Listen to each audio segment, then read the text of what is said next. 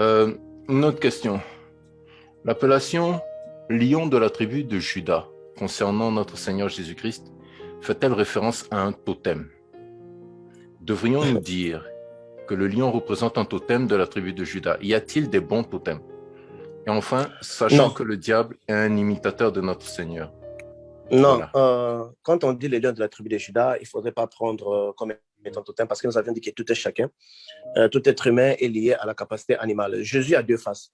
Jusque-là, on ne connaît pas Jésus comme étant un lion. On le connaît comme étant un agneau qui était venu en sacrifice pour nous. Mais quand tu dis, quand tu deviens un lion, c'est pour dévorer ses adversaires. Donc, Jésus est comme un agneau dans lequel il est notre rachat pour nos péchés. Mais à un certain moment de l'aspect de la vie, Jésus se présente comme étant un lion. Voilà pourquoi la Bible nous dit qu'attendez-vous des jours de l'Éternel. Les jours de l'Éternel sont ténèbres et non lumière.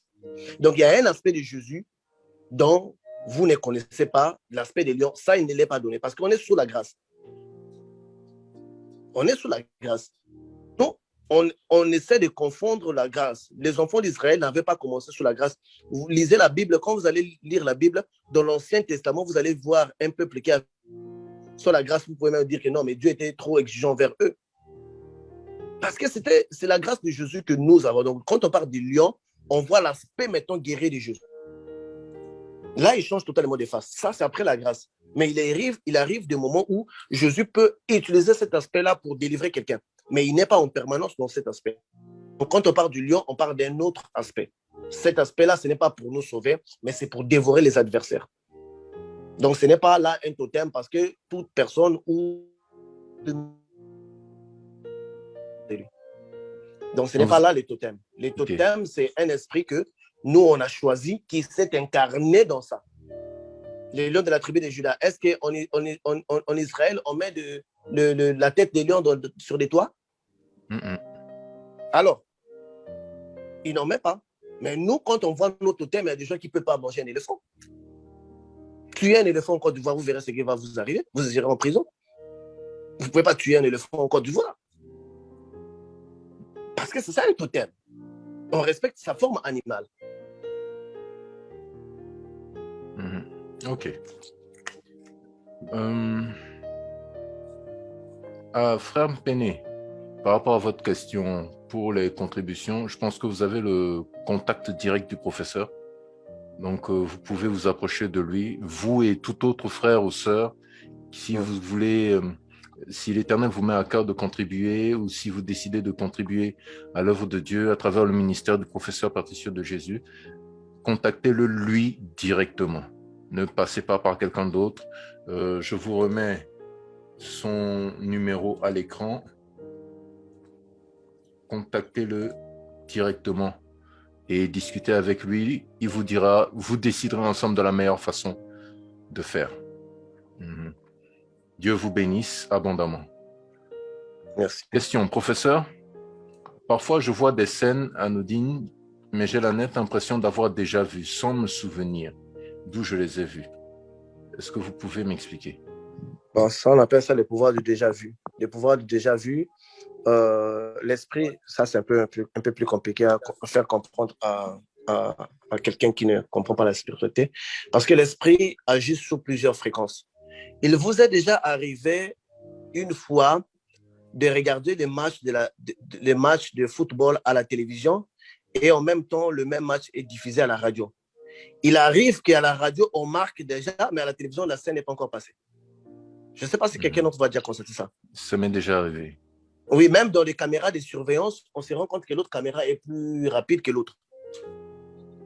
Donc, ça veut dire que dans les spirituels, il y a des positionnements où si tu peux être paramétré à ce point, tu peux capter une chose avant qu'il arrive ici. Parce que comprenez que chaque chose qui se fait sur le monde physique prend son origine dans l'esprit.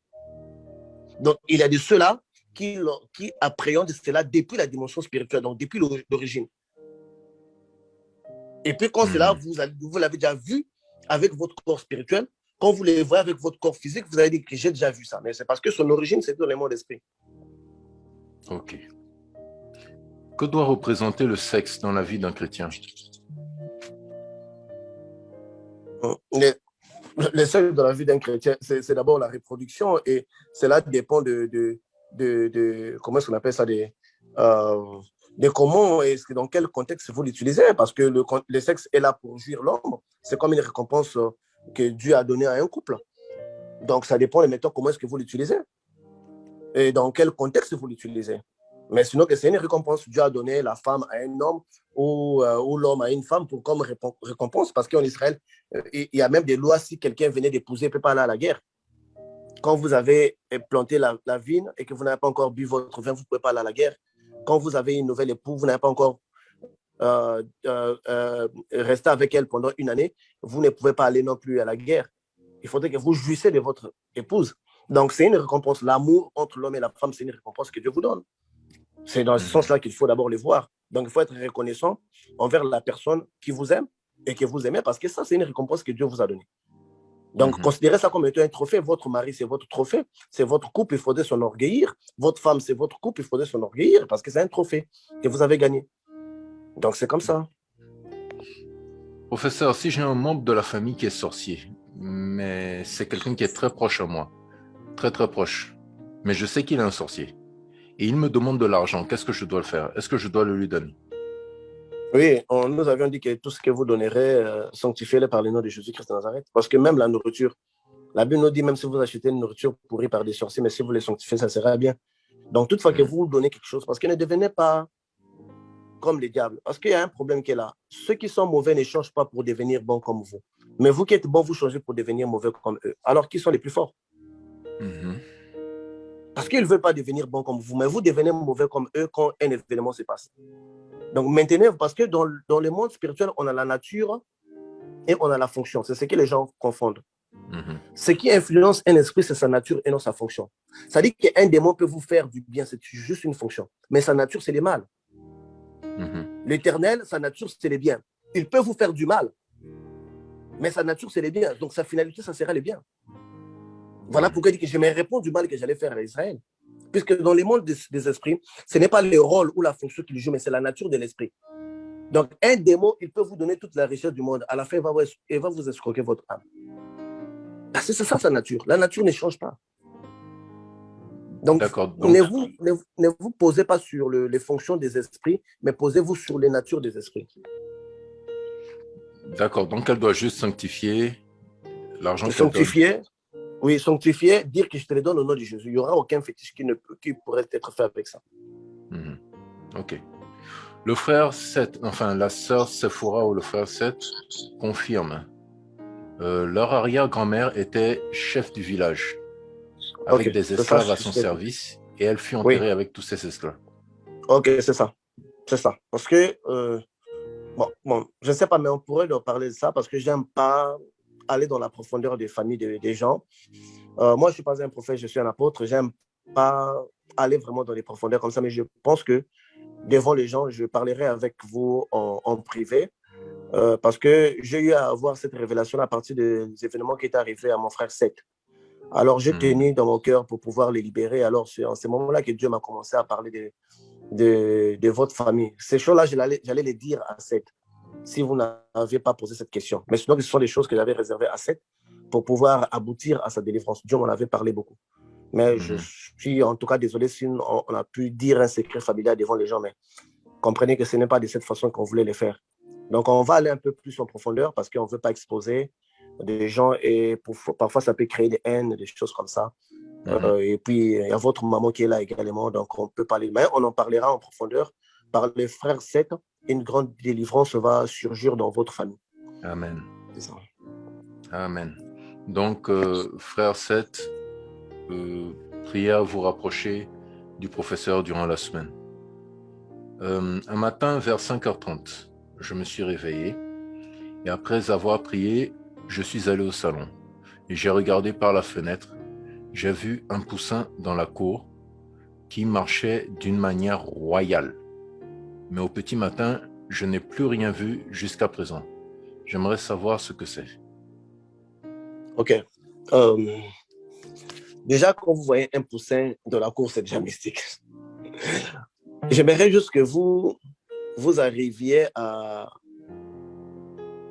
comprendre que les esprits mauvais, les démons ainsi que autres peuvent agir d'une forme animale. En tout cas, ça, maintenez-vous. Quand vous voyez quelque chose comme ça, sachez-le que c'est juste une entité ou c'est un sorcier qui a pris cette apparence-là. Mais si vous voyez qu'il marche avec une forme royale, ça veut dire que c'est une entité supérieure. Dans une entité supérieure. Donc, voyez-le comme ça. Donc, voyez-le comme ça. Ok. Frère Fernando, activez votre micro, s'il vous plaît. Vous avez la parole. Ça va. Professeur, j'ai une question par rapport au coronavirus. Parce que lorsque j'étais encore de l'autre côté, mon maître m'a enseigné, je pense que c'était en 2019, il me disait ceci. D'ici au début, en 2020, les phénomènes vont débuter. Je ne comprenais pas s'il ne pas de quel phénomène. Et lorsque le coronavirus est venu, il me dit, tu vois, les phénomènes commencent. Les phénomènes commencent. Après quelques temps, je lui demande, et s'il y avait du vaccin, qu'est-ce que nous devons faire ou non? Vous ne devez pas prendre les vaccins. Maintenant, ma question est celle-ci. Si par exemple, on nous imposait de prendre les vaccins, devons-nous les prendre ou bien non? C'est ça.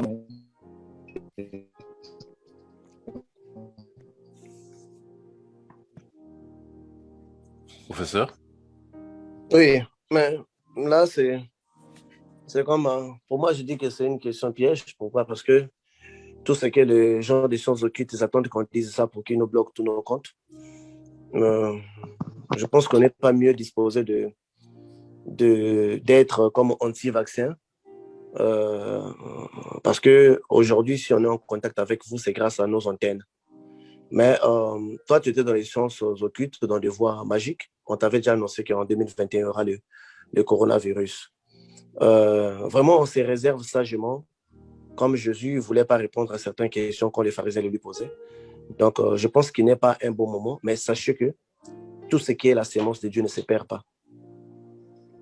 Donc, on peut même vous empoisonner. On peut même vous donner quelque chose qui n'est pas bon, mais dès que ça touche votre corps, cela change. Donc, dans les temps où nous sommes, la Bible nous dit c'est d'avoir plus la foi pour être épargné de certaines choses. Donc, on est dans un moment où c'est par notre persévérance, par notre foi, que nous sauverons nos âmes. Si tu as assez de sagesse pour comprendre ce dont je veux parler, je pense que tu y arriveras là. Que je comprends. Okay. Et la deuxième question de savoir, aujourd'hui, la plupart de nos musiciens chrétiens sont plongés dans la magie. Est-ce qu'écouter la musique peut affecter notre être intérieur? Bon, en ce qui concerne la musique, des musiciens chrétiens qui sont plongés dans la magie, si c'est un musicien chrétien, s'il est plongé dans la magie, sa musique qu'il fera ne va pas affecter votre être intérieur en soi, mais cela n'aura pas d'effet. Parce que moi, une fois, je devrais traverser les épreuves et j'ai prié toute la nuit, je monte sur mon lit et les murs de ma maison ont commencé à chanter une chanson d'un musicien ancien, des anciennes chansons. La chanson là sortait dans les murs de ma maison, je cherchais, cette chanson m'avait consolé toute la nuit. Pour dire que les chansons qui ont été chantées dans le passé, les chansons des louanges de Dieu, ont vraiment été des chansons qui étaient inspirées par Dieu. Et que même les anges en chantent. Ces musiciens-là, quand ils le vendent dans des magiciens, il ne faut pas penser que c'est pour vraiment polier la chanson. Mais c'est plutôt pour avoir du succès. Ils vendent d'abord pour eux-mêmes. D'abord, il faut les comprendre. Un musicien chrétien qui vend de la magie pour son succès même, pour sa grandeur ainsi que pour ses richesses qu'il peut obtenir de cela. Donc, pour celui qui écoute une chanson qui sort d'une vase qui n'est pas, plutôt d'un vase pas pur, sachez-le que cette chanson ne lui apporte rien. Ça devient comme une chanson normale, comme une chanson de loisir. Parce qu'il ne faudrait pas confondre et avoir les loisirs. Les loisirs est diversifié. Donc, les loisirs est diversifié et il ne faudrait pas vraiment que vous mettez Dieu, quelqu'un qui est venu, vous restreindre votre liberté. C'est comme quelqu'un, non. Dieu n'est pas venu pour ça. Il y a les loisirs, mais tout homme mature sait pousser les cas. Qui sont des chansons chrétiennes, chantées par un chrétien occultiste, ne vous apportent vraiment rien de grand, mais pas vraiment une possession. Mais par contre, et les musiciens mondains qui chante des paroles incantatoires, ça, celui qui les chante, bien sûr, il s'expose à une possession.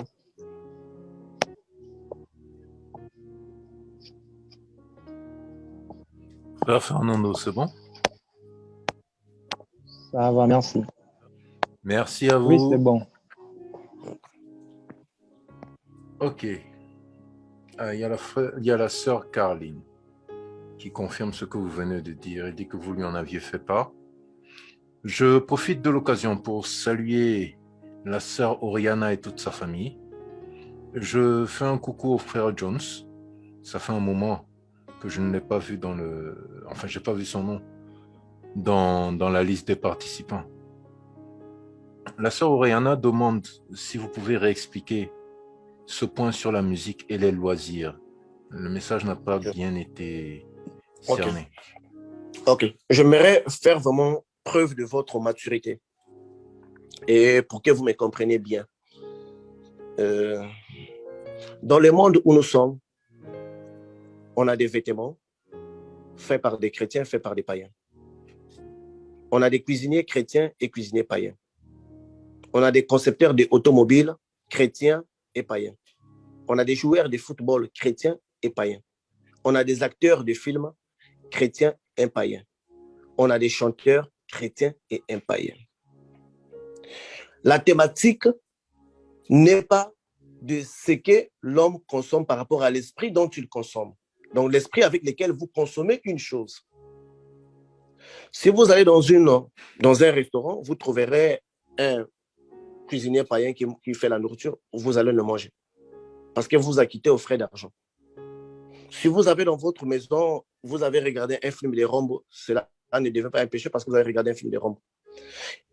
William Branham était arrivé à un point où, même les Branhamistes les plus anciens n'ont même pas de télévision chez eux. Ils n'écoutent pas la radio. Ça, c'est s'exclure du monde. Joseph était parmi Pharaon et voire même sa femme était la fille d'une prêtresse magicien, d'un prêtre magicien. La femme de beaucoup de gens même dans la Bible, même Moïse avait pris une égyptienne. Donc ça veut dire que ce n'est pas ce que nous consommons, mais qu'est-ce que ça s'apporte à nous? Vous n'allez pas attraper un démon parce que vous avez acheté une Mercedes, puisque le signe de Mercedes, c'est la croix de Lucifer. Renversé. Est-ce qu'un pasteur qui conduit une Mercedes, il est possédé des démons? Non. Le téléphone que nous avons, si vous prenez le premier chiffre, le premier chiffre c'est 1, 2, 3, 4, donc ça dépend de l'esprit avec la personne qui il y a des chansons dans ce monde qui en sent vraiment le diable chanter. Mais n'arrivez pas au point jusqu'à votre hymne national, vous ne pouvez pas chanter. Ou non. À l'école, par exemple, moi personnellement, je vais vous dire que quand je grandissais, ma mère écoutait une chanson dans laquelle on disait « On ne touche pas à la femme du prochain ». Et depuis ça, jusque-là, je l'ai toujours fait, je ne l'ai pas entendu à l'église. Il y a des choses exemplaires, mais il y a des choses qui deviennent un peu l'exagération, où ça tord même les montants de la personne, il va verser là. La sanctification, ce n'est pas ce qui entre dans votre bouche, mais ce qui sort de votre cœur. Par vos yeux, vous pouvez voir une femme qui marche avec un pantalon scandaleux, ce n'est pas ça qui vous rend dans les péchés. Mais quelle idée vous faites de cette femme-là qui marche? Vouloir ou pas, vous allez entrer dans une voiture où quelqu'un est en train d'écouter sa musique. Et ce n'est pas ce qui vous pollue. Quelle est votre position par rapport à cela? Ne nous excluons pas du monde parce qu'aujourd'hui, il y a des chrétiens qui ne parlent plus aux païens. Parce qu'il est païen. Et ils ne reçoivent pas la parole à cause de ça. Moi, tous mes amis, je ne force jamais aucun de mes amis à prier. J'ai des amis musulmans. Et dans mon travail de construction, je travaille plus avec des musulmans. Mais 90% des chantiers, ce sont des chantiers des Arabes. Mais je ne peux pas quand même, par exemple, ils vont rentrer dans le Ramadan bientôt là. Je ne veux pas parce qu'ils sont dans leur Ramadan, ils vont faire leur prière, moi je ne vais pas faire mon travail. Non. Je le fais avec quel esprit? Utilisez et ayez la sagesse dans certaines choses. Dans votre conscience, vous savez ce qui est mauvais et ce qui est bon. Donc, vous savez vous-même que ça c'est obscène et ça c'est bon.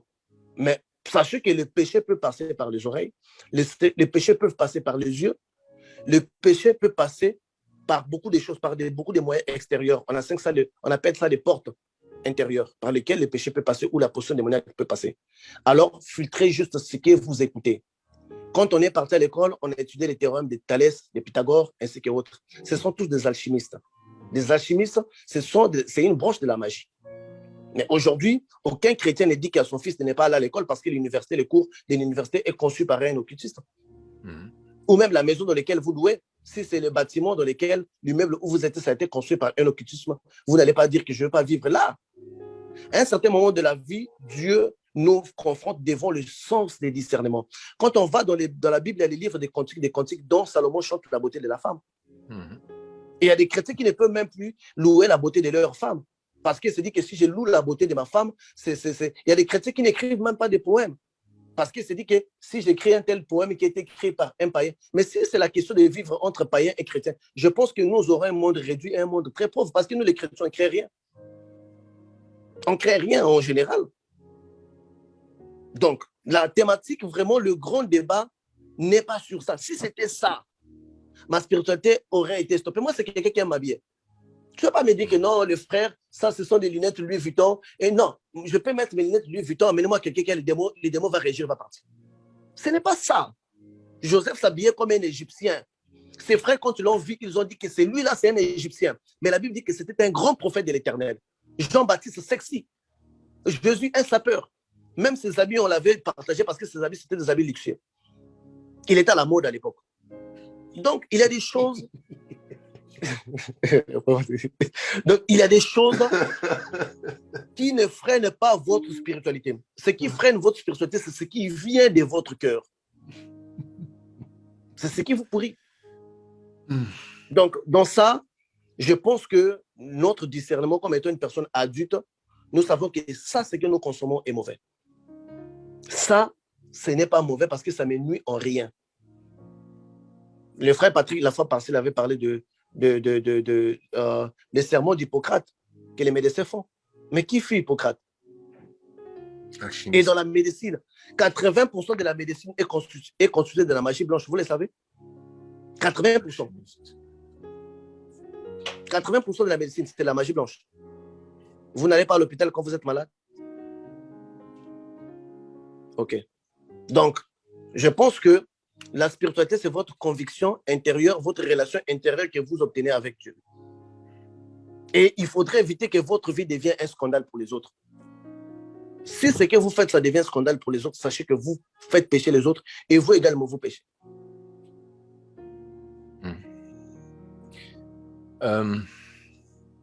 Je voudrais...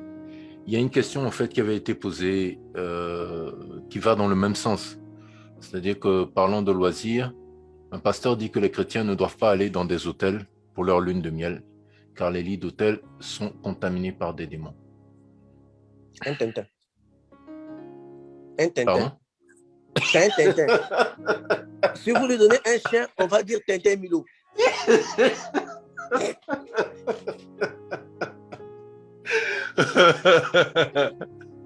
Professeur. Je suis le seul personne dans mon entourage aux États-Unis qui par semaine prenait 2 avions. Et partout j'allais, je dormais dans l'hôtel. Demandez les frères, j'espère, ils ne venaient pas me voir dans un hôtel. Et l'hôtel, là, j'étais les premières personnes à dormir là. Mais les frères, j'espère, étaient venus dans mon hôtel. Son adjoint pasteur était un sorcier. En venant dans mon hôtel, j'ai dit que, frère, j'espère, ton pasteur adjoint là, c'est un sorcier. Il était la bouche bée. Je dis que c'est un sorcier, il faut nous confesser. C'est en ce moment-là que son pasteur adjoint, la sœur Caroline est là, elle sait. C'est en ce moment-là que le pasteur adjoint du pasteur, j'espère, accepte sa sorcellerie. Le pasteur, j'espère, était avec lui. Et le pasteur, j'espère, ne voyait pas que c'était un sorcier. Je lui ai dit ça dans la chambre de mon hôtel. Pourquoi est-ce que les démons de la chambre de mon hôtel ne m'avaient pas empêché de les faire? Ça veut dire que l'intention de la personne qui va à l'hôtel pour zigouiller, c'est autre chose. Qui va à l'hôtel pour dormir, c'est autre chose. Donc, il y a des pasteurs Tintin.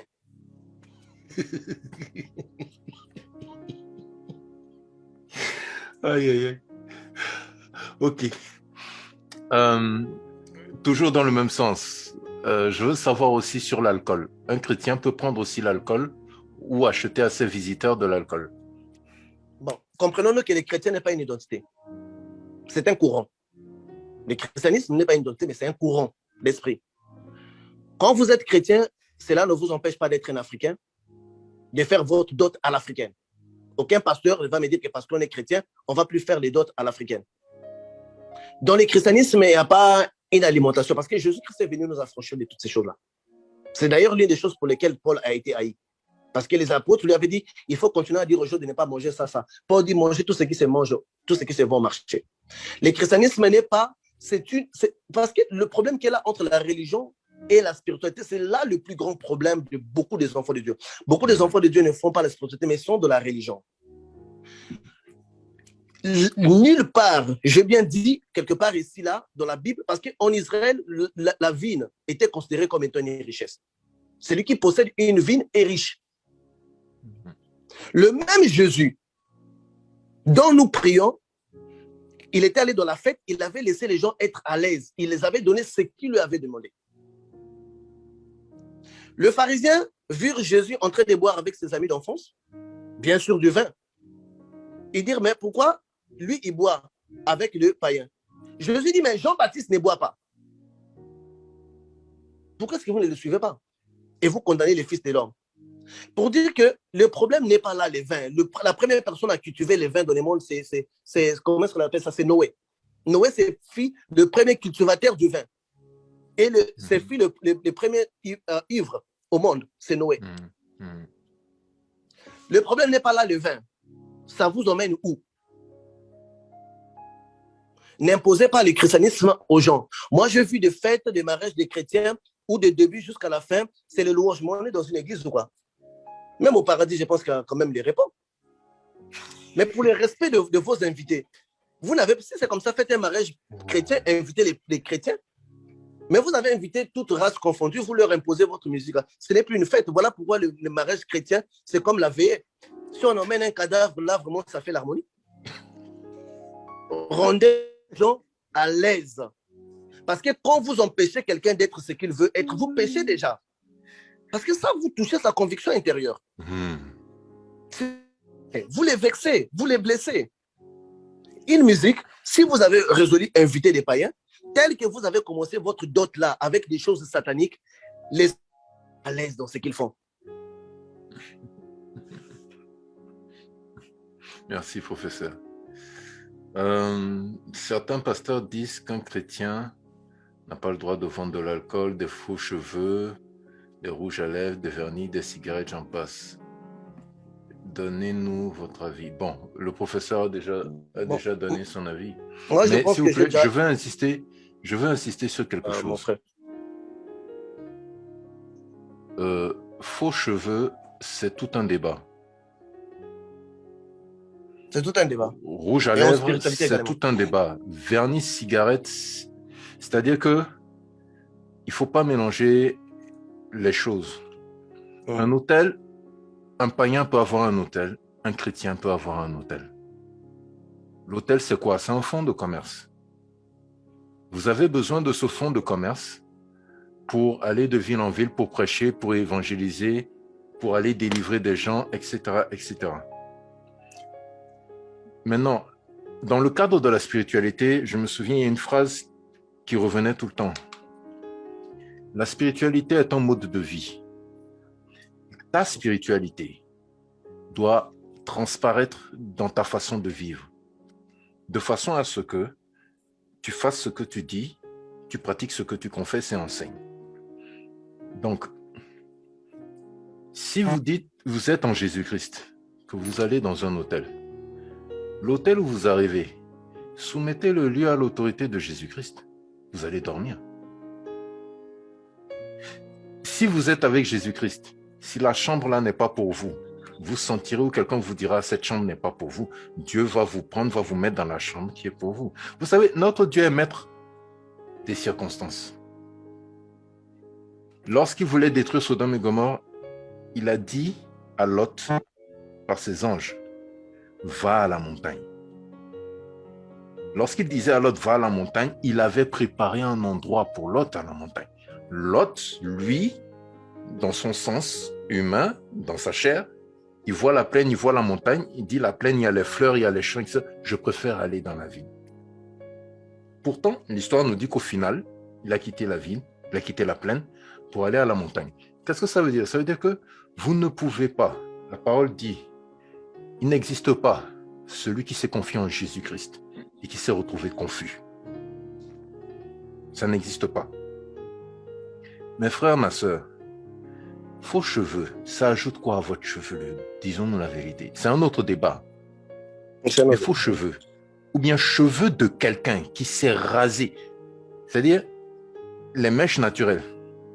C'est quelqu'un qui s'est rasé et qui a fait don de ses cheveux en offrande à une divinité. Vous prenez, vous mettez sur la tête, qu'est-ce qui va vous arriver?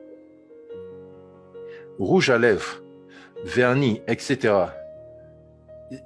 Je pense que le jour où le professeur va approfondir on va parler de tout ça. le monde des ténèbres. Écris ça.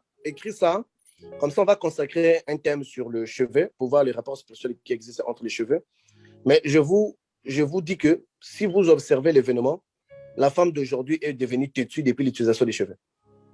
Ah, ça? Non, Voilà. non, mais je sais de quoi je parle parce que à l'époque, écoutez, moi, je suis de l'Angola. On a commencé les cheveux avant même que d'autres pays en Afrique les commencé. On appelle ça cabello en portugais. Nous, on a commencé ça pendant longtemps. Histoire de mèche, là. Les cheveux naturels, on a commencé ça pendant longtemps. Avant même que je commence à voir ça dans d'autres pays du monde. Vous voyez? Donc, pour dire que c'est quelque chose dont je connaissais même les fonctionnements, comment cela fonctionne de son vécu. Parce que l'esprit de la prostitution d'une femme, rassurez-vous qu'il y a des esprits qui résident sur la tête d'une femme. L'esprit de la prostitution ne corrompt pas tous les corps de la femme, mais corrompt la tête de la femme.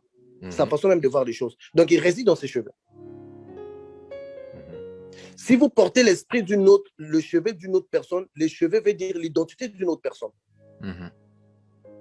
Donc, on va parler sur toutes ces choses-là. Vous allez comprendre quelle est l'influence des esprits qui sont dans... Ça doit être vraiment tout un débat. Non, c'est tout. Oui, c'est lourd. C'est lourd. On ne vous dit pas de ne pas le faire. Qu'il faudrait faire attention parce qu'il y a des esprits qui passent par là, puisque le commerce des cheveux a commencé après la Deuxième Guerre mondiale. C'était les cheveux des morts, des gens qui étaient morts, qu'on a commencé à vendre. C'est là où le commerce des cheveux, cheveux naturels ont commencé. Mais après, le diable s'est vu que c'est quelque chose qui gagne du succès. Il y a même des cheveux qui viennent des mondes des eaux. Bon, on suppose que les cheveux naturels, une personne, ça doit pousser après 20 ans. Comment est-ce qu'on attend des cheveux au marché qui ne finissent pas? Parce que ça vient de l'autre monde. Nous, on a vu des sirènes qui ont mené des cheveux venir donner aux grossistes. Et ces grossistes-là, nous, on les a délivrés. Ils venaient, dans son conteneur, il y avait des cheveux. Parce que c'est pas, si vous allez en Inde, des gens ont des cheveux. C'est là qu'ils voyagent. Quand vous allez au Brésil, vous allez voir les femmes ont leurs cheveux. C'est seulement quelques indigènes qui ont coupé leurs cheveux. Comment est-ce que vous en avez assez? Ça peut nourrir toutes les femmes du monde et demain, vous en avez toujours au marché. Posez-vous d'abord cette question, quelque chose de naturel qui pousse après 20 ans. Voilà. Ça provient d'où? Voilà. Moi, je connais des parfums qui venaient des mondes des eaux. Même aujourd'hui, il y a des parfums qui ne se font pas ici. Je ne veux pas citer les noms des parfums magiques. Mais qui ne se fait pas, il n'y a aucun laboratoire ici au monde qui les fait. Ça vient directement des mondes des eaux. Pour ne pas expliquer le nom, parce qu'il y a aussi des occultistes qui veulent des parfums pour travailler. Il y a des parfums qui viennent directement du monde occulte. Ça ne se fait pas ici, il n'y a aucune usine qui les fait sur Terre. Moi, je connais des choses comme ça. Voilà. Donc, il y a des choses qui proviennent de l'autre côté qu'on utilise ici. De la même manière qu'un être humain, on peut prendre la chair d'une personne, aller manger au monde astral. Ceux du monde astral aussi peuvent prendre quelque chose là-bas et venir l'utiliser ici. Il n'y a pas de frontières. Vous partez avec votre corps astral dans le monde astral, eux aussi ils viennent dans le monde physique avec un corps physique. Vous les voyez aussi tels qu'eux aussi vous voient dans le monde astral. Il n'y a pas de frontières. Voilà. Donc on va ouvrir une parenthèse dessus le jour que le frère Patrick va me rappeler. Certaines choses, on vous dit de ne pas les faire pour ne pas être belle, mais juste sachez à quoi vous pouvez être exposé. Voilà. Ce que je voulais dire, c'est ça, c'est que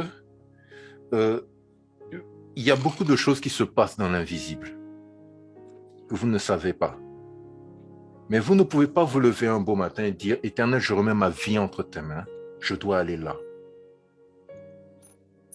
Daigne agréer ce déplacement, ou sinon le condamner, de sorte que ça ne se fasse pas, de sorte que seule ta volonté. C'est pour ça que vous récitez le Notre Père. Que ta volonté soit faite sur la terre comme elle est faite au ciel.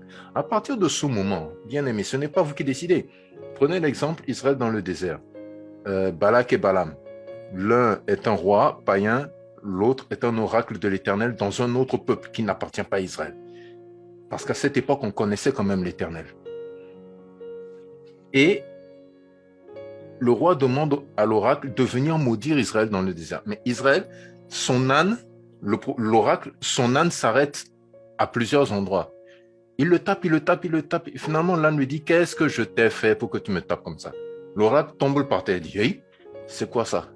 Et devant lui, il voit un ange, l'épée à la main. Vous pensez qu'Israël, là où ils étaient là, savait qu'il y avait un danger contre eux? Pas du tout. L'Éternel a fait son boulot. Vous travaillez avec quelqu'un qui est omniscient. Ne vous attendez pas à ce que vous deviez, surtout en ce qui concerne votre protection. C'est là la puissance de Dieu. Si vous n'abandonnez pas, c'est pour ça que l'humilité précède la gloire. Si vous ne vous abandonnez pas à Dieu, n'attendez pas à ce que Dieu réagisse pour vous.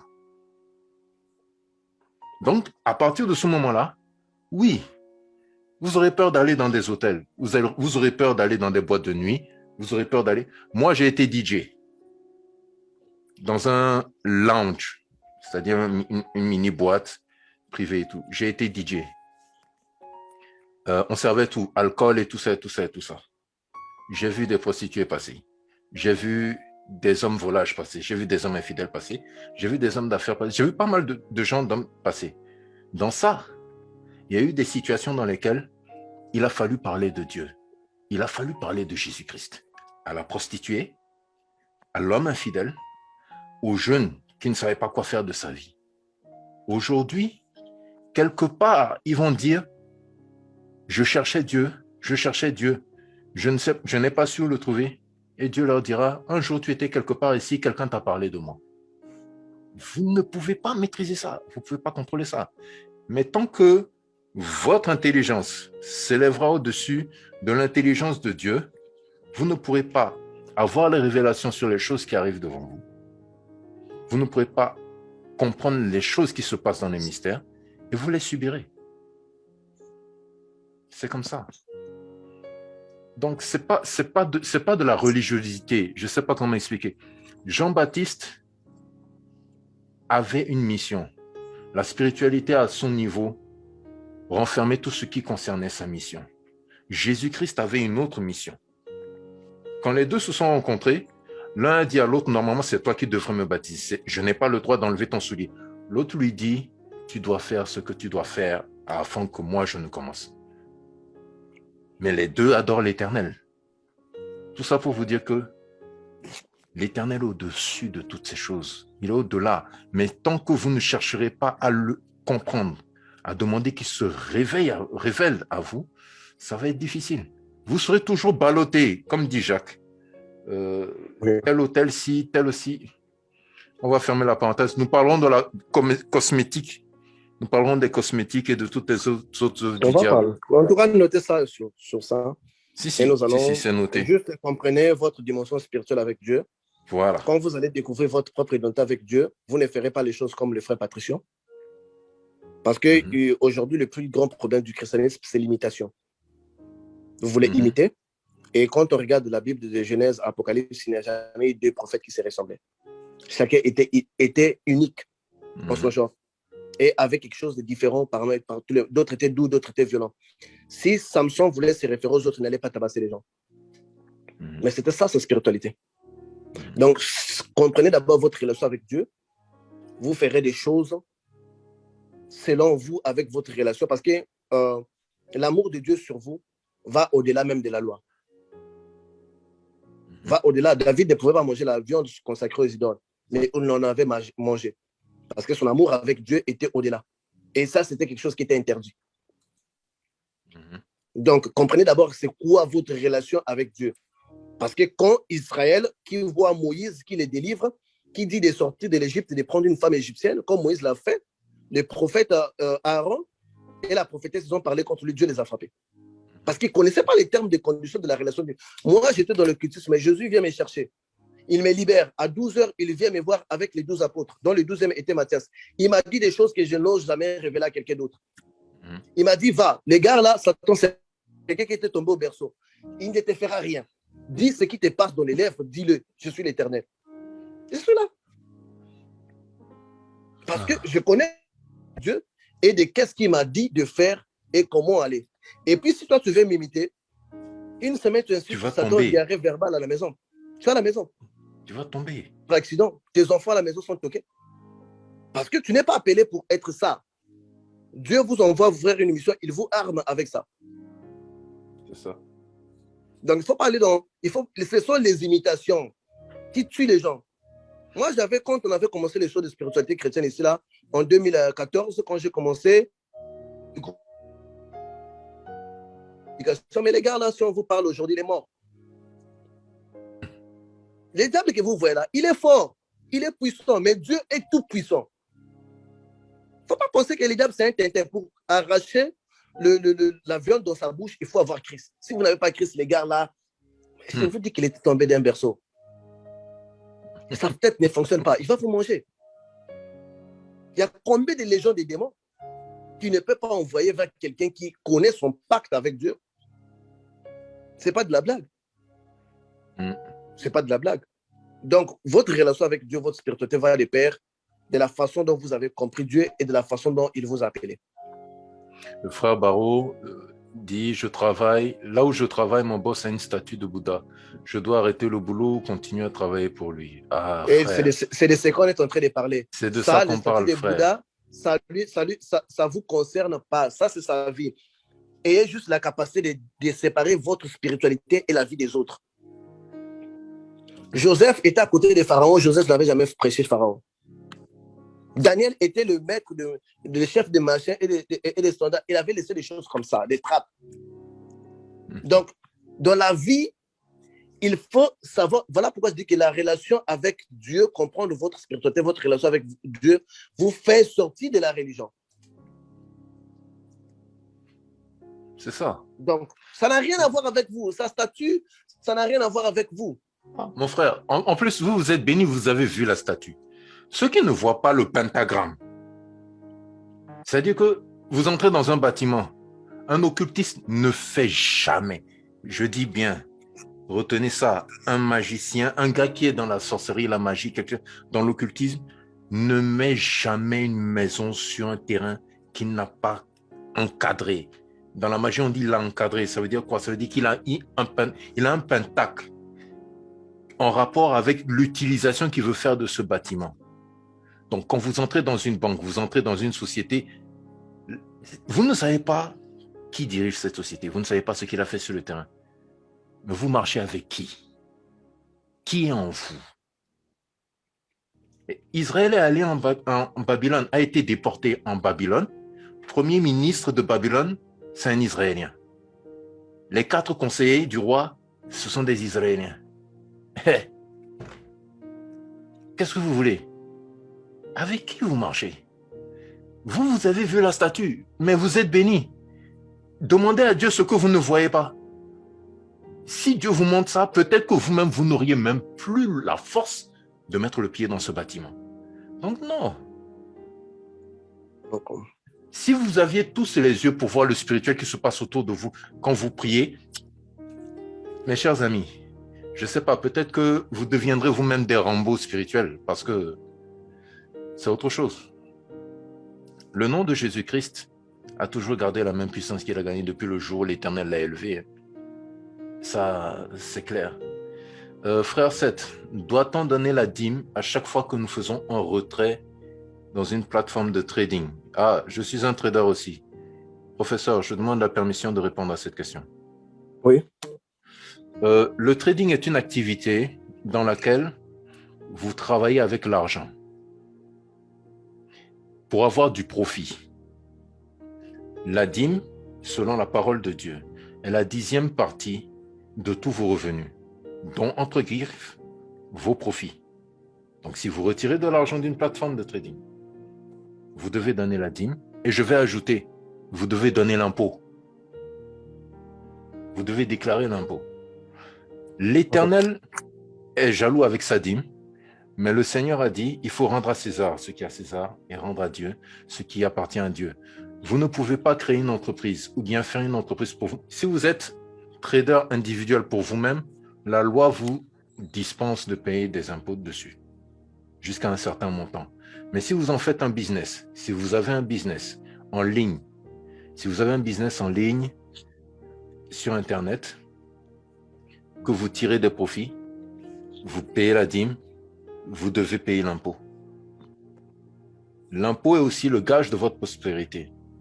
Parce que l'Éternel n'acceptera pas que vous attiriez l'opprobre sur son nom dans votre vie par la bouche de quelqu'un, d'un païen ou quiconque qui va dire telle personne et telle activité, elle ne paye pas l'impôt. N'êtes-vous pas les prêteurs des nations? Israël, Israéliens spirituels. N'êtes-vous pas les prêteurs des nations? C'est ça. Question. Quelques mois après le décès de mon père, je l'ai vu en rêve et il me disait que pour sortir de la pauvreté, je devais laver les 2 mains dans une cuvette très tôt le matin en disant que je rejette la pauvreté. Faut-il passer par une délivrance pour ça? Puisque je l'ai fait, mais ça n'a rien changé. Oui, toute personne qui l'ait fait, ça n'a pas seulement rien changé, mais la personne plonge encore dans plus de pauvreté. Ok. Et quand tu le fais, tu plonges. Donc ce n'est pas son père qui lui a dit ça? Non, on a dit que quand quelqu'un est mort de la sorcellerie, son esprit est utilisé. Il peut accomplir encore des missions pour Lucifer. Moi, ma propre tante, elle était très riche. À la mort de sa sœur, je pense, elle, au cimetière, elle avait fait un vœu et dit que non, comme je gagne beaucoup d'argent, je vais te faire un cimetière qui serait plus que tous les cimetières ici. Passé 10 ans, un jour, elle était dans la maison. Elle voit 2 personnes qui entrent, 2 hommes, qui lui disent, oh, on nous a envoyé. Il dit, qui vous a envoyé? Il dit que non, votre soeur nous a envoyé. Ma soeur, elle est déjà morte. Ils disent, oui, certainement, elle est déjà morte. Tu te rappelles au cimetière, tu avais fait un vœu disant que tu allais construire son cimetière plus que ceux des autres. Donc, puisque tu ne l'avais pas fait, on se moque d'elle. On dit que à cause de ce que toi, tu avais fait, donc elle veut prendre tout ton argent. Mais si tu veux qu'elle ne prenne pas ton argent, que tu deviennes pauvre, tu dois laver tes mains, prendre cet argent, renverser dans la toilette. Elle a fait ça, elle est devenue pauvre jusqu'à sa mort. Donc, tous ceux-là qui se livrent à ça, automatiquement deviennent pauvres. Donc, on a pris quelque chose de toi. Donc, il faut passer à la délivrance. D'accord.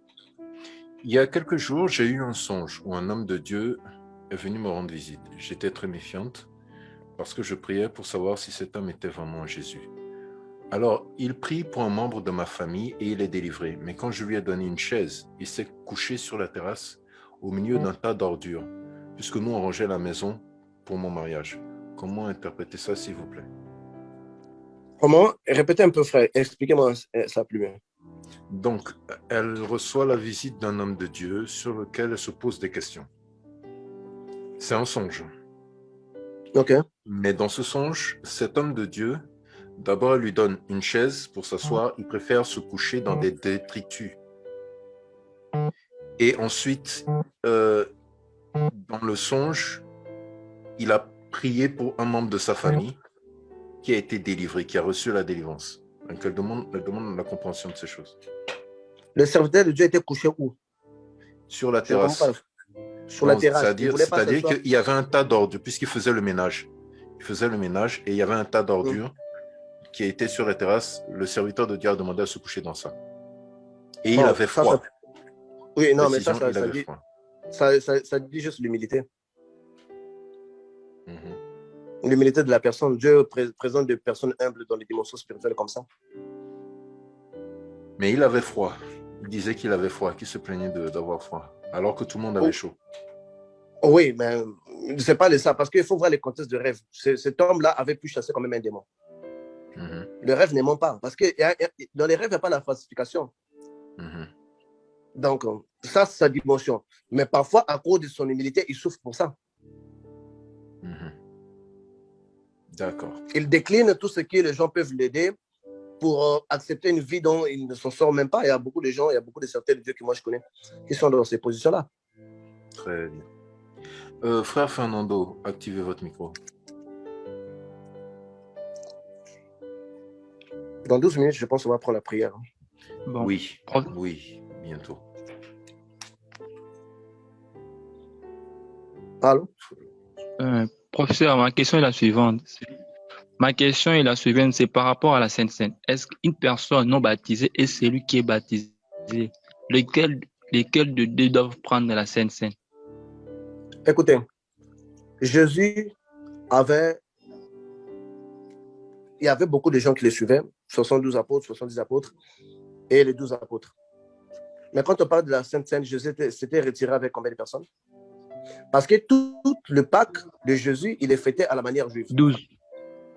Mais il y avait cette cérémonie-là de la Sainte Seine, il s'était seulement isolé avec des gens que lui considérait comme étant ses premiers disciples. Or, pour être premier disciple de Jésus, il faut avoir rempli les conditions qu'il exige, n'est-ce pas? Est-ce que quelque part dans ta Bible, là, il est dit que c'était donné à tout le monde? L'inauguration était avec des gens dont tu jugeais. Donc voilà pourquoi la Bible nous dit que ceux-là qui en prennent, si vous n'êtes pas bien en les prenant, c'est votre propre condamnation que vous en prenez. Il faudrait être préparé. J'avais fait une vidéo sur la Sainte Seine, là, si tu vas sur la page Facebook, je pense qu'on avait affiché ça là-bas. Tu le verras. Parce que quand vous ne les respectez pas... J'ai déjà vu ça. Oui, quand vous ne respectez pas la Sainte Seine, vous avez la position démoniaque. Parce qu'il faut comprendre toutes les choses de Dieu. Quand il y a quelque chose qui est mangé, messieurs, l'arbre de vie était là, Satan était juste venu là. Parce que c'est dans les manger que Satan pourrit la vie des gens. Quand vous ne les faites pas selon les conditions requises par Dieu, c'est à ce moment-là qu'il y a une grande portion démoniaque. Vous allez vous rendre coupable pour rien. Ce n'est pas de la nourriture que vous allez vous rassasier. Donc, quand vous sentez que vous n'êtes pas en harmonie avec Jésus pour les faire, ne les faites pas. Ce n'est pas, c'était un pain beurré ou je ne sais pas, ou McDo manger. Si vous voulez, vous manger.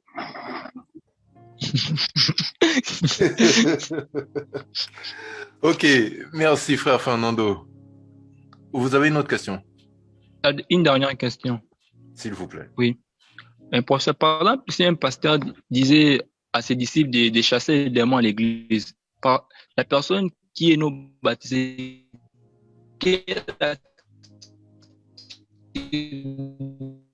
Frère Fernando, reprenez la question. Non, j'ai compris sa question. Il dit quand un pasteur demande de chasser les démons et les personnes qui sont non baptisées, quand ils chassent les démons, qu'est-ce qu'ils obtiennent? Bon. Non, c'est pas ça. C'est pas ça. Si un pasteur, par exemple, à l'église, il dit par exemple de chasser les démons, la personne qui est non baptisée, est-ce qu'il peut-il chasser les démons ou bien doivent-ils se taire et regarder ou bien qu'est-ce qu'il doit faire? Bon, pour t'expliquer qu'est-ce que veut dire chasser les démons, beaucoup de gens qui chassent les démons sont pour toi comprendre pourquoi est-ce qu'on chasse un démon. Avant que Jésus vienne, tout Israël, on ne chassait pas les démons. Même David était incapable de chasser les démons. Il jouait la harpe et l'esprit quittait Saoul, mais après l'esprit revenait. Donc il ne chassait même pas un démon. Un démon allait et revenait. Le pouvoir des démons, parce que pour chasser un démon, quand on est dans le monde, quand on vient par la femme, par Ève, on est tous propriété du diable. On appartient à Satan. Dès maintenant, la nouvelle naissance que nous avions expliquée dans l'Alliance planétaire nous fait naître dans l'autre camp, dans le royaume des cieux. Quand on est dans le royaume des cieux, c'est à ce moment-là qu'on peut attaquer le diable. Si vous n'avez pas l'identité du baptême, vous chassez un démon, le même démon va vous faucher la vie. Donc, un païen, comme les 7 fils de Sheva, ils n'avaient pas été baptisés. L'unique chose qui avait fait qu'ils ne pouvaient pas chasser les démons, ce n'est pas parce qu'ils avaient dit au nom de Jésus-Christ que Paul prêche. Non, c'est parce qu'ils n'avaient pas été baptisés. Parce que moi, je peux dire au nom de Jésus-Christ que Pierre prêche, un démon va s'en aller. C'est une référence exacte qui est authentique.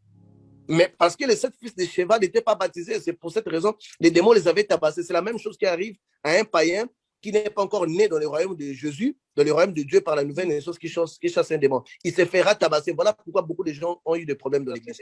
Depuis qu'il est passé à l'église, sa vie est devenue malheureuse. Parce qu'un pasteur ignorant lui pousse à faire des choses par ignorance. Mais un pasteur ne peut pas... Tu ne peux pas être le disciple d'un pasteur si tu n'es pas baptisé. Mais oui, mais c'est ce qui se passe à l'église. Dès que quelqu'un vient là, on demande à tout le monde de chasser les démons, y compris les petits-enfants. Et puis, un enfant qui devrait grandir normalement, qui devrait avoir son avenir heureux, après, son avenir est bousillé. Quand on allait à l'école, quand on était tous petits, on rêvait sur des grandes choses. Voilà qu'on est grandi, les autres ne se retrouvent même plus. Ils se demandent, mais qu'est-ce qui s'est passé? même le plus intelligent de l'école. Parce que pendant que nous grandissons, il y a des choses que nous accumulons qui commencent à nous affecter. Et on appelle ça l'erreur spirituelle. Il ne faut pas commettre ce genre d'erreur spirituelle-là. Tu n'as pas cette autorité-là, tu n'as pas ces pouvoirs-là, tu n'as pas la nouvelle naissance, la vraie nouvelle naissance en Christ. Tais-toi. Tais-toi. Tais-toi. Merci, frère Fernando.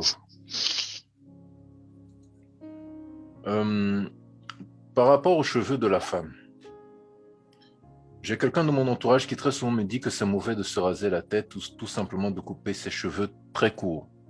En dehors du fait de l'aspect esthétique, il semblerait que se couper les cheveux, plus précisément en tant que femme, c'est couper un lien avec Dieu, voire un peu comme l'histoire de Samson. C'est l'exemple qui m'est souvent cité pour argumenter cela. Est-ce que cela est vrai? Est-ce que c'est mauvais? Dans la Bible, sachez qu'il y a des gens qui ont marché avec Dieu par alliance. Il y a des gens qui ont marché avec Dieu par ordonnance. Ne confondez pas quelqu'un qui marche avec Dieu par alliance et quelqu'un qui marche avec Dieu par ordonnance. L'alliance, Salomon marchait avec Dieu par alliance. Son alliance reposait sur sa chevelure. Mais ça ne veut pas dire que toi qui marches par ordonnance, c'est aussi ça ton cas. Si tu es malade, on va te couper les cheveux. Ça n'a rien à voir avec ça. Donc, il faut vraiment faire cette différence-là. Une personne qui marche avec Dieu par alliance et celui qui marche avec Dieu par ordonnance. Ce sont deux personnes différentes. Dieu est plus tolérant par la personne qui marche par alliance que la personne qui marche par ordonnance. Donc, arrêtez de généraliser un peu toutes les choses là. Sinon, on risque de revenir sur des lois, on risque de revenir sur des coutumes. Il y a des conditions qui font que la personne malade peut se couper les cheveux. Il y a des personnes malades qui sont dans l'urgence, qui ne le fait pas pour une folie. Mais s'il le fait pour une folie, parce que moi, je vous dis toujours, vivez votre vie, mais évitez que votre vie devienne un scandale pour les autres. Il y a des choses que vous faites comme étant une folie. Il y a des gens qui les font parce qu'il est malade. Il doit se raser. Il y a des gens, les femmes aussi savent, il y a des gens, pour avoir une bonne chevelure, il doit diminuer ses cheveux pour avoir une nouvelle chevelure. C'est-à-dire que c'est comme si vous emmenez les gens dans la cage et les gens qui font ça, leur spiritualité est tellement très moindre.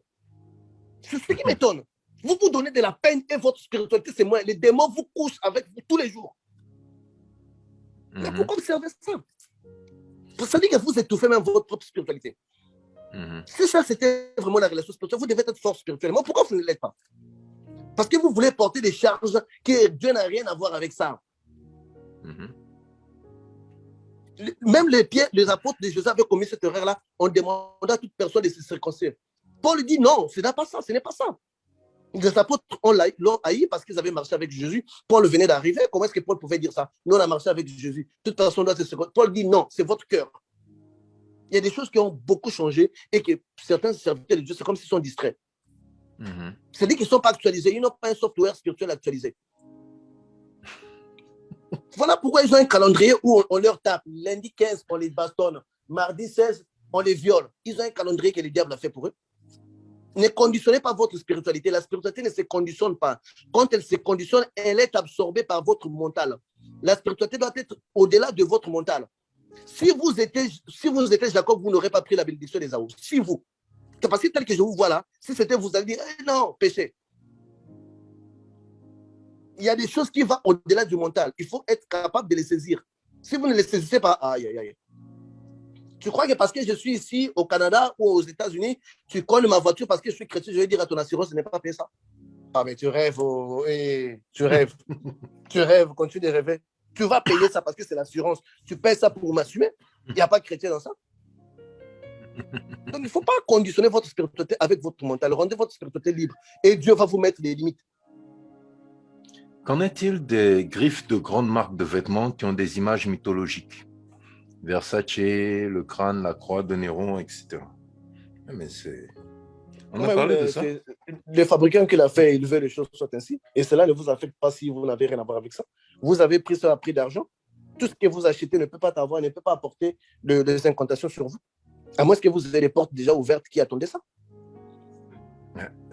Déjà, il y a une chose. Si vous savez reconnaître ça, pourquoi vous le prenez? Si vous savez que ça ne colle pas avec vous, ne le prenez pas. Voilà pourquoi je dis qu'il y a... C'est-à-dire que là où vous conditionnez votre esprit, le problème qui est là, c'est de conditionner votre esprit. C'est-à-dire que je ne sais pas comment est-ce que moi je vais faire.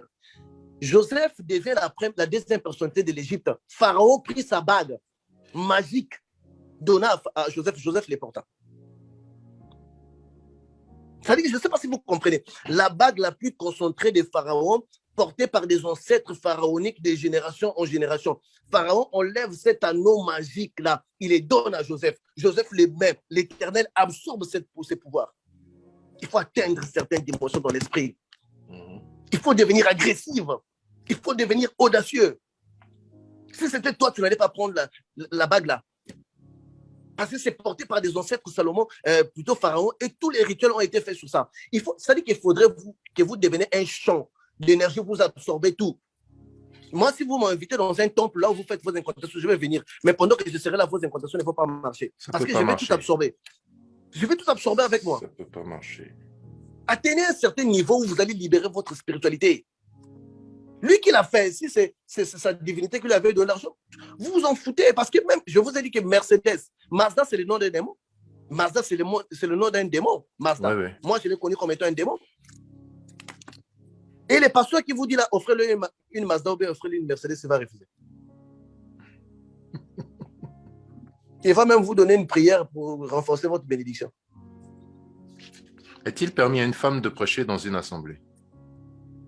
Bon, écoutez, voilà pourquoi j'ai dit qu'on a des ordonnances et on a des alliances. Cette femme, elle le fait par alliance ou bien elle le fait par ordonnance? Par ordonnance, non. Par alliance, c'est possible. C'est-à-dire que si vous divisez votre spiritualité en deux branches, ordonnance, alliance, vous verrez que ordonnance, ça, je ne peux pas faire, mais par alliance, vous pouvez faire ça. Du début de l'histoire de Salomon, de Samson plutôt, jusqu'à sa mort, la Bible nous dit que Samson avait prié qu'une seule fois pour demander à Dieu de lui redonner sa force. Toute sa vie, il ne priait pas. C'est-à-dire que, imaginez Israël où on voit le prophète Élie qui vient de couper 400 têtes des prophètes de Baal, qui vient de couper 400 têtes, donc il laisse 400 familles orphelines. Et Israël continue de l'appeler prophète de l'Éternel. Samson qui tue 3000 personnes. Vous savez, 3000, ça veut dire combien? 3000 personnes. Et Israël dit que c'est un juge de l'Éternel. Atteignez un certain niveau spirituel. C'est d'abord ce qui caractérise la croissance d'une personne. Puisque pour arriver au sacerdoce, il y a des choses que vous ne pouvez pas englober. Ézéchiel, Dieu lui dit que tu vas manger les excréments. Si c'était vous, vous aurez dit quoi? C'est ça toi qui m'as parlé? Tu vas prendre une femme, tu vas prendre une prostituée pour femme. Une prostituée. C'est-à-dire qu'il y a des gens qui agissent par alliance et des gens qui agissent par ordonnance. Par ordonnance, non, N-O-N, mais par alliance, c'est oui. Oui, ce qui veut dire qu'en fait, professeur, chacun a une histoire particulière. Donc, avec Dieu, la relation. Voilà, donc ça veut dire qu'on ne peut pas regarder ce que quelqu'un fait compte tenu de son alliance pour dire que ça va être automatique avec moi. Oui, c'est ça. Ça ne peut pas forcément devenir automatique. Déjà, quel est votre niveau de relation avec Dieu? Est-ce que Dieu vous a parlé, Dieu vous a dit, allez, faites, etc. Parce que tous, autant qu'ils sont, ils ont un point commun. Ils ont un point commun. Le point commun est, si Dieu ne leur dit pas de faire, ils ne font pas. Ils ne font pas. Si, et ça fait partie d'un des enseignements, s'ils sentent que la gloire de Dieu est menacée, ils sont prêts à mettre leur vie en avant pour la gloire de Dieu. Et là, Dieu agit. Et c'est ce qui s'est passé avec le prophète Élie et les 400 prophètes de Baal. Parlons de la dîme. Que pensez-vous de la dîme de quelqu'un qui gagne de l'argent illicitement? Voyez. Écoutez, une personne qui gagne son argent illicitement, ça, on ne peut pas considérer ça comme étant une dîme. Parce que la dîme doit provenir de vos vrais efforts. Je sais qu'avec les besoins des pasteurs de recevoir de l'argent, ils s'en foutent de là où vous tirez votre argent, que ce soit de la prostituée, lui, il fait seulement ses 10%. Je sais pas si c'est un manque d'argent ou un esprit conditionné de pauvreté ou même un esprit de vouloir de l'argent, mais quelque chose qu'on sacrifie à Dieu, ça doit être pur au moins. On ne peut pas sacrifier quelque chose avec des fois à l'Éternel. Vous avez tué quelqu'un pour avoir cet argent-là. Vous venez d'après vous-même. Mais donc, entre vous et Caïn, c'est la même chose. Une femme, moi, personnellement, moi, Patricio de Jésus, une femme prostituée me donne la dîme, moi, je ne prends pas ça. Parce que c'est un animal avec défaut. C'est l'encourager dans sa prostitution. Oui, mais c'est d'abord un animal avec défaut qu'on est en train de sacrifier. Et le pasteur qui accepte ça, ils ne connaissent ni les sacerdoces, ils ne comprennent comment ça. C'est-à-dire qu'ils n'ont jamais été inclus dans ces choses-là. Ils connaissent même pas donc ils prêchent Jésus parce qu'ils ont lu. Parce qu'on a deux personnes.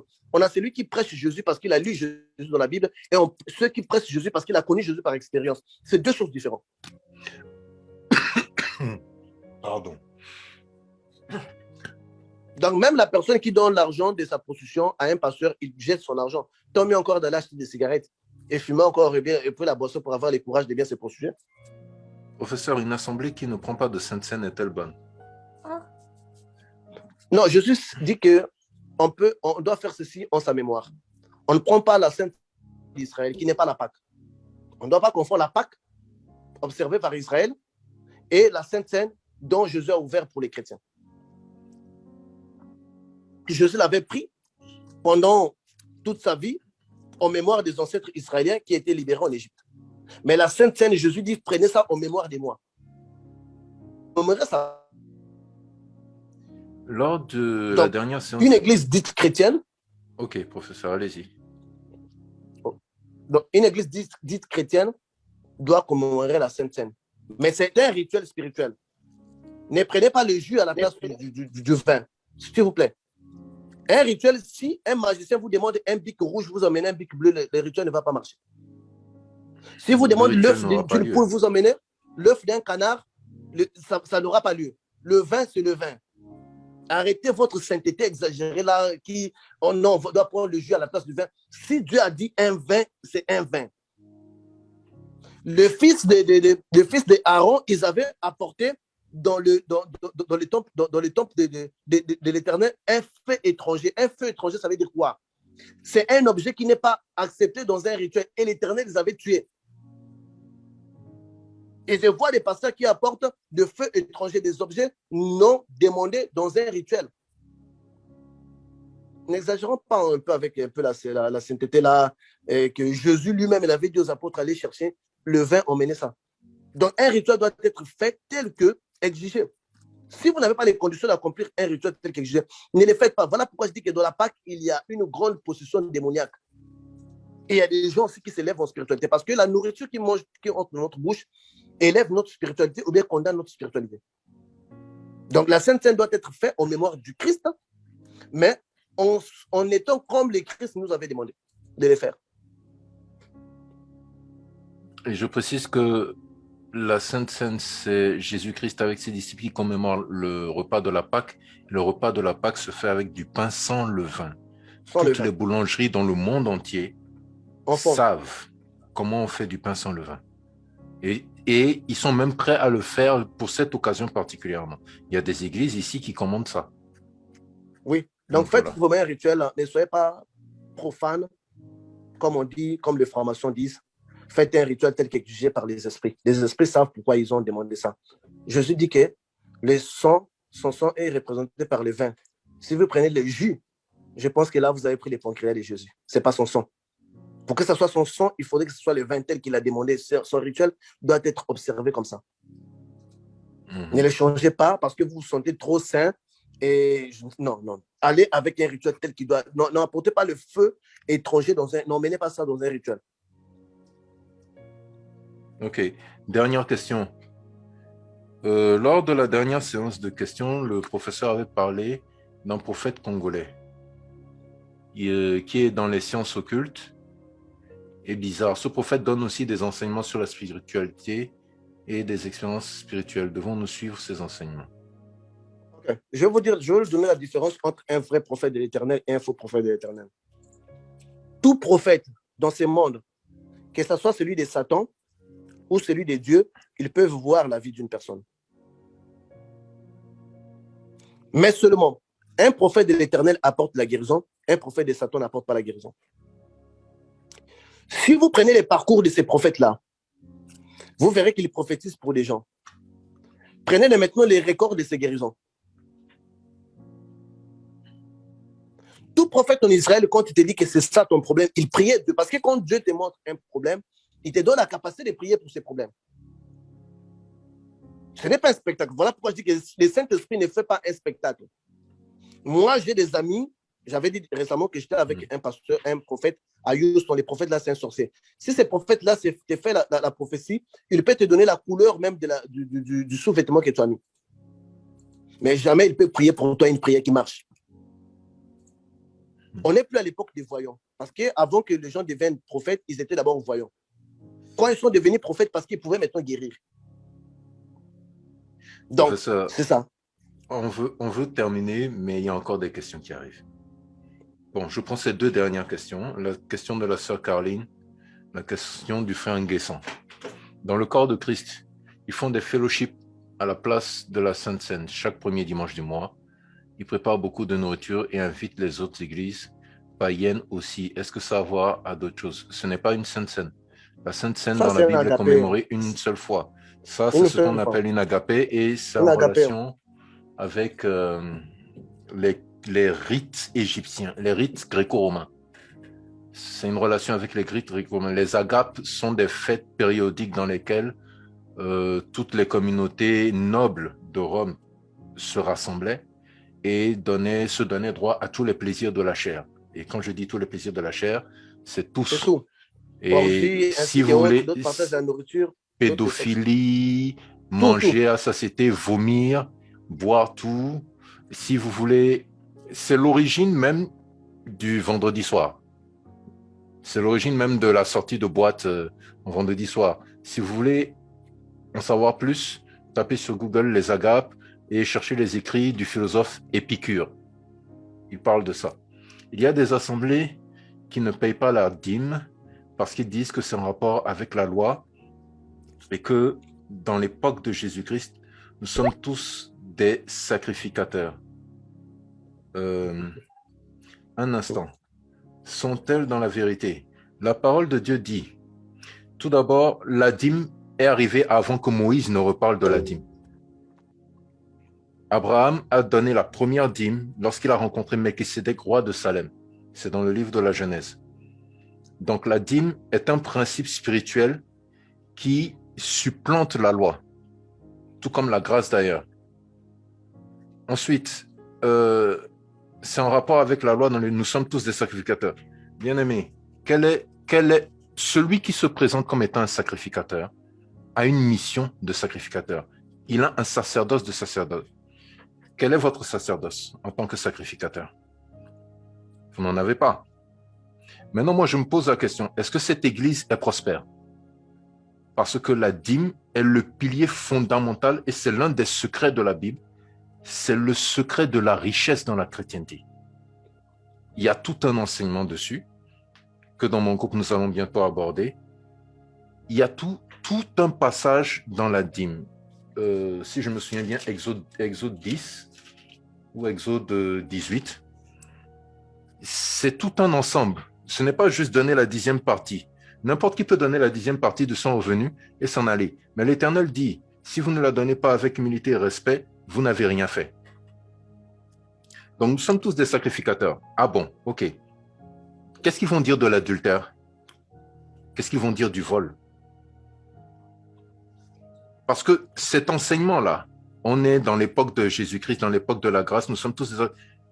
Jésus-Christ dit à son retour, beaucoup l'appelleront Maître, Maître, Seigneur, Sauveur, et répondra, éloignez-vous de moi, je ne vous connais pas. Il faut faire très attention. Il faut faire très attention, il faut savoir de quoi on parle. La dîme existait avant que même Moïse ne soit né. Et elle a été instaurée dans le peuple israélien par l'homme le plus mystérieux de toute la Bible. Melchisédek, si vous n'avez pas une révélation sur lui, vous ne pouvez pas savoir véritablement qui c'est. Donc, voilà, nous en sommes arrivés à la fin. Professeur, les pasteurs qui reçoivent l'aide des organisations non chrétiennes, sont-ils bons? Pourquoi est-ce que vous voulez juger les pasteurs? Ouh là là. Bon, professeur, les pasteurs qui reçoivent l'aide des organisations non chrétiennes, sont-ils bons, ces pasteurs? Ils reçoivent l'aide des organisations qui ne sont pas chrétiennes, sont-ils bons? Je ne comprends pas la question. Je n'ai pas compris non plus. L'argent qu'ils Sœur reçoivent là, Caroline. l'argent qu'ils reçoivent là, c'est pour faire quoi? Pour construire l'œuvre de Dieu ou bien comment? Je ne comprends pas. Bon, il faut savoir que des pasteurs dans leur ministère sont approchés par des gens. Elle dit pour construire. Un païen peut faire une offrande. Un païen peut vouloir donner à quelqu'un, donner à un pasteur, donner à une église. Quelqu'un qui ne croit pas en Dieu peut vouloir donner à une église. Je pense que c'est ça la question. Je pense que c'est un peu la question. Des organisations qui ne sont pas chrétiennes font des dons à travers le monde. Des organisations caritatives, des organisations agnostiques, non religieuses, etc. Okay. Est-ce que ces pasteurs qui prennent cet argent sont de bons pasteurs? Ok. Si votre gouvernement haïtien, qui est purement dans la magie, vous donne un jour de l'électricité gratuit, vous allez l'utiliser à la maison, bien vous allez éteindre toutes les lampes. Non. C'est de l'aide. Oui, vous dites que vous ne jugez pas, d'accord. Ok. Vous ne jugez pas. C'est C'est un peu l'aide. le mot bon. C'est le mot bon, mon problème. Jésus, il avait appelé les bons samaritains bons, cependant que les bons samaritains n'étaient pas religieux. Et Jésus avait critiqué les religieux qui étaient passés là, avant lui. Donc la bonté peut aller même au-delà de la religion d'une personne. Parce que quand on parle du jugement, quand on parle, le jour qu'on va y toucher, on parle de l'époux, mais qui sont la famille de l'époux et les invités. Il n'y a pas un mariage de deux personnes. Et posez-vous la question, si chrétiens, nous sommes épouses, Jésus est l'époux, qui sont la famille de l'époux? On voit Israël, peu importe qu'ils aient accepté Jésus ou pas. Mais alors, qui sont les invités? Le monde. Quand vous allez vous poser cette question-là, vous allez trouver ce qu'on appelle la grâce au-delà de la religion et vous allez trouver la place du bon samaritain. Pourquoi on dit que toute dernière question, pourquoi le professeur a fait tout un enseignement sur l'ordre de Melchisédek, je crois. La question est pourquoi on dit que Jésus est prêtre dans l'ordre de Melchisédek? Oui, l'ordre de Melchisédek, il ne faut pas confondre la secte Rota, qui se nomme ordre de Melchisédek, et Melchisédek dans la Bible, donc l'ordre de Melchisédek. Il faut comprendre Melchisédek dont la Bible nous parle, dont Abraham était rencontré, ce n'est pas un royaume physique. Il n'y a aucun royaume sur terre qui se nomme Salem, dont les rois n'auraient pas de pères et de mères. Ce serait une histoire qui serait dans tous les livres. Abraham, dans cette dimension, il était paramétré dans une dimension spirituelle, dans laquelle il avait vu Melchisédek. Donc, c'est un royaume purement spirituel. Et l'œuvre dont Abraham avait fait, donc la dîme dont Abraham avait donné, il faudrait comprendre qu'Abraham n'était pas tout seul. Sur ses services, il y avait aussi ses esclaves qui travaillaient. Donc, le fruit dont Abraham avait apporté, c'est un fruit qui englobait les maîtres et de ses esclaves, dans lesquels Melchisédek, qui n'est rien d'autre que Jésus, considérait comme étant un ordre qui devrait englober tous ceux dont possédait et de ceux-là qui avaient fourni des efforts, sur lesquels, dont la promesse à Abraham lui a été donnée de voir toutes les étoiles, ainsi sera sa génération. En Israël, on peut compter le nombre. Donc, c'est tout un enseignement dessus. On ne peut pas en parler pendant 2 minutes parce que ça, c'est des sacerdoces. 2 heures, mais ça, c'est des sacerdoces, ça, c'est les secrets du sacerdoce pour en décortiquer. Mais il y a l'ordre de Melchisédek de la Bible, dont Jésus lui-même, parce que Melchisédek n'est rien d'autre que Jésus. Ok. Donc, professeur, nous sommes arrivés à la fin. Donc, je remercie toute l'Assemblée, merci toute la famille des chrétiens à travers le monde entier. Merci pour votre disponibilité, pour votre amour. Ok. Professeur, nous la prière. Contactons le frère Seth. Nous contactons les sœurs frères Seth, la sœur Andrea, Carline et la sœur Kelly. On va prendre 30 minutes à chacun, mais on ferme la réunion. Donc, que Dieu vous bénisse. Rendez-vous samedi prochain. Nous allons parler des incubes, succubes et des maris sorciers. Dieu vous bénisse. Merci pour vos questions. Sœur Carline, sœur Constance, frère Seth, frère Barreau, frère Blake, tous ceux qui ont posé des questions, frère Fernando et tout ça. Merci et très bonne soirée, très bon début de semaine à vous. Dieu vous bénisse.